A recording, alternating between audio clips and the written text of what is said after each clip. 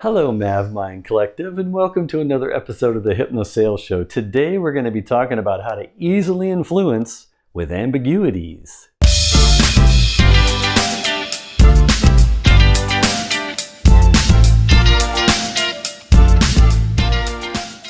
Ambiguities are a part of the hypnotic language family. All the different techniques, communication techniques that I've described in many other videos I've made on this channel, I talk about hypnotic language, and ambiguities and the use of ambiguity to influence is actually part of the hypnotic language. I learned it myself while learning to hypnotize people when I was going through training to perform hypnosis with clients and customers.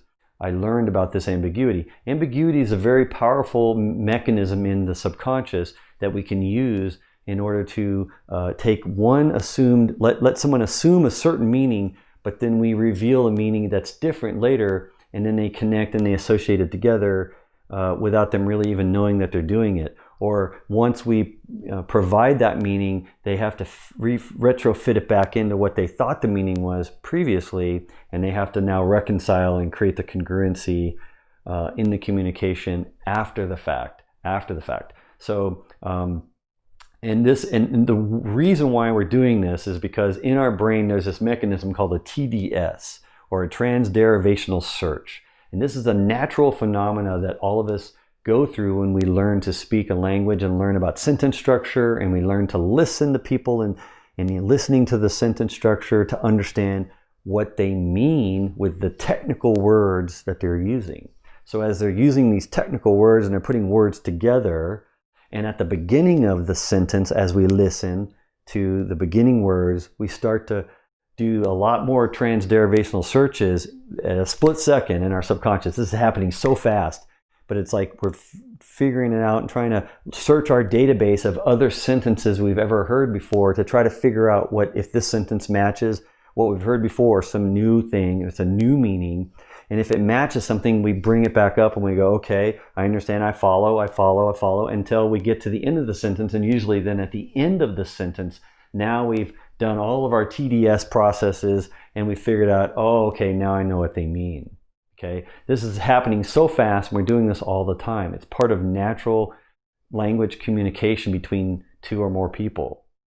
And this TDS is a natural thing that's happening all the time. Because when we first hear a word, the first or second word of a sentence, we don't know where they're going with it yet, because it's maybe a preposition, or it's a noun or a verb, or it's an adjective, or it's some part of a sentence, but not the whole thing. And when they finally finish and get to the end, now we have all the pieces, and now we can piece it together and we know what they mean.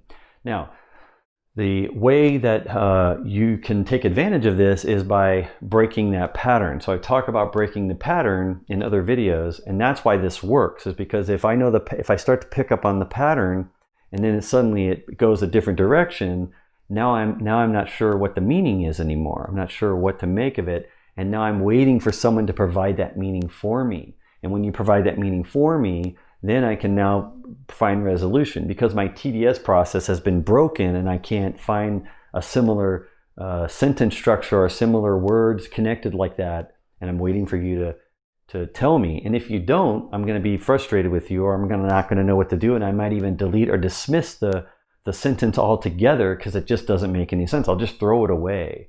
But if you provide a meaning for me, then I have a chance to piece it together and go, oh, okay, I guess I didn't.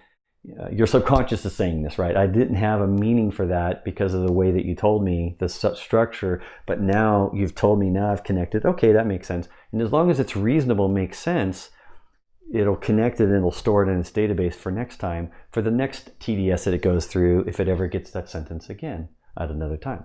So an example of this phenomena being kind of broken, it's known as a garden path sentence. A garden path sentence, it's a perfect example of like it's almost like you're going down a garden path and suddenly there's like a maze or something, like a garden maze or a path, and then suddenly there's a dead end and you don't know where, like, I thought there was a way out of this garden and there's not.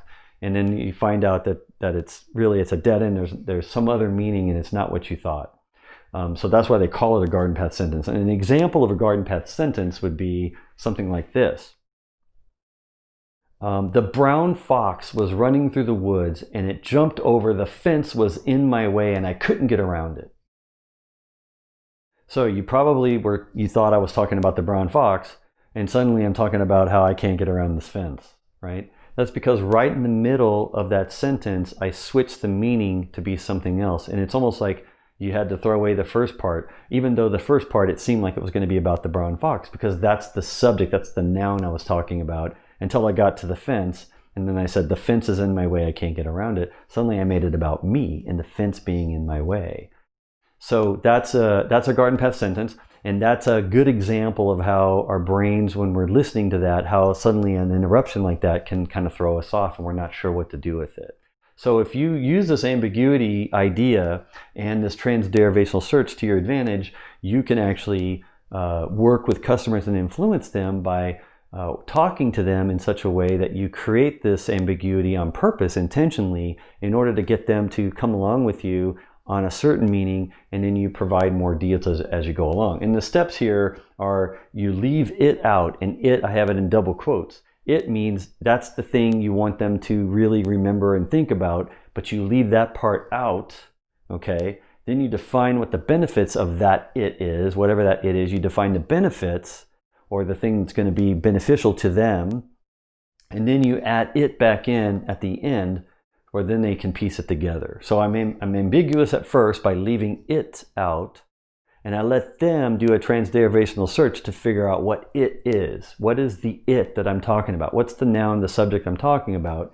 Then I define the benefits of that thing, and that's just an example, but it just means I'm providing some kind of a context around the it that I want them to remember, and I want to influence them with these benefits, or with this value, or whatever it is that I want them to remember about it. And then I just add it back in, and then they go, oh, okay, that was the it you meant. Oh, I see.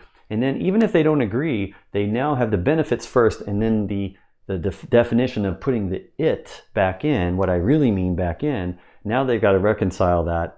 So it's almost like creating congruency in our communication before I provide what it is that I'm providing congruency about, is really what it is. So a good example of this might be, if I wanted you to, well, I'll just talk to you this way, in the way that I would with a client, and you kind of go with me here and think about what you're thinking about as I go through this, okay? I want you to imagine for a moment you're at your favorite search engine.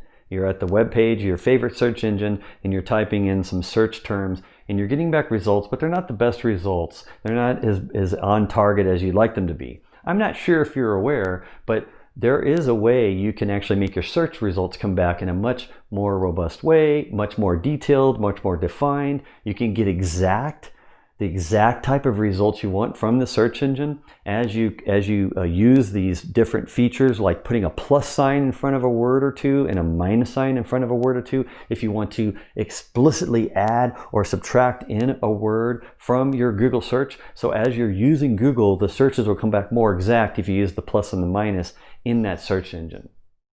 Okay, so what did I do just there? I started talking to you about a search engine, but I didn't tell you which one. I said, reimagine or visualize, or you're at your favorite search engine. And I said your favorite search engine. So I let you do a TDS in your mind to figure out what favorite search engine is. So it's going to be the one you pick, whatever it is. Now, chances are pretty high you probably picked Google, because everyone seems to use Google. But if you're one person in my audience that I'm talking to that didn't pick Google, and you picked some other search engine that's your favorite search engine, as I went through that description and I'm talking about the benefits, I said that search engine, and then eventually I said, and then at the Google search bar, you're typing in Google and Google's results, and I start using the word Google explicitly from that point on.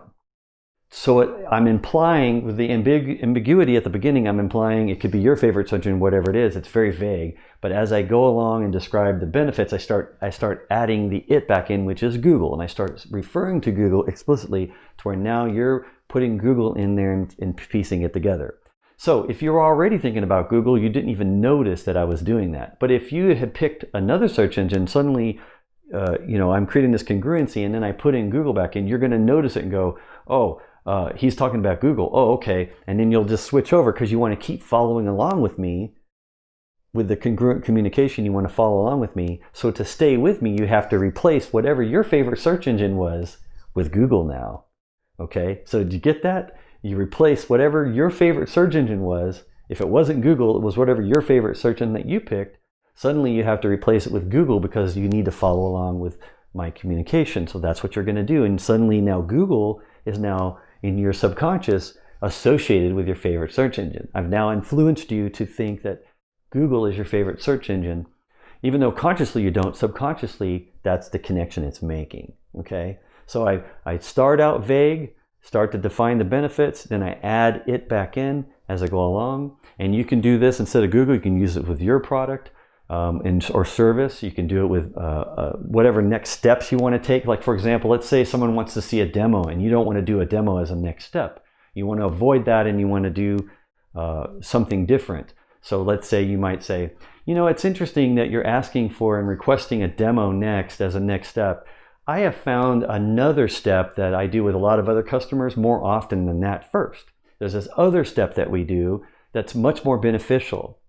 And if you don't mind, I'll explain it to you what these benefits are. So typically, the benefits of doing this extra step that we do is we can gather requirements better, we can better prepare for the demo, we can make sure that what we present during the demo is aligned with your use cases as we discover what they are during this step. And typically it's a 15-minute call that we're getting together, we're doing that, and during that 15-minute call we get all the details so we can then provide what we need to make the demo the best it can ever be in the world. And most of our customers appreciate when we have this discovery call, this 15-minute discovery call to do all of this that I'm talking about here. Okay, so if you noticed, I started out by saying this next step, the step that we normally do with I don't tell you what it is, I just tell you that there's a next step that we do. And I start to describe it, and eventually I start adding things back in as I define it, and you start to figure out that I mean this 15-minute discovery call that we do first, like a prep call that we do before the demo.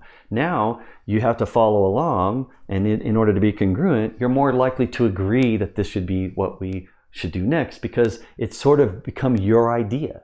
It wasn't my idea. I just told you about this general vague idea, this general next step, define the benefits, and then I started to piece it back in and describe and define what the it was, and now you're replacing it into your mind of what you thought the next step was going to be when I was vague about it. Now you're piecing it together, but your subconscious is thinking that it's your idea to do this next step, this prep call, because it's going to be more beneficial. We're going to have better requirements, we're going to have better preparation, and you're almost going to suggest it to me. Yeah, and if I ask at the end of that, I say, well, what do you think the next step should be? Then you're more likely to say, you know, I think we should do it like a 15-minute call, kind of like what you're describing. We should do that. Like they're more likely to do that because they feel like it's their own idea at that subconscious level because you started out vague and then you filled it in.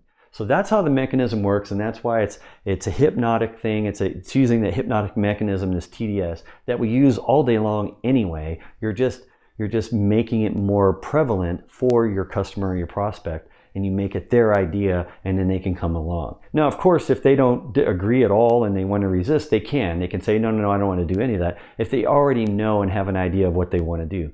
But if they're looking for you for consultation and guidance, that you're more likely to get them to agree and feel like it's their own idea if you use the ambiguity and make them do the TDS and fill it in like this. So thank you for watching. I know you find value in these videos, didn't you? So if you, like me, are in a customer-facing role, I'm wondering if you want to watch another video now designed to help you get better at what you do every day. Or not. You don't have to watch another video if you don't want to.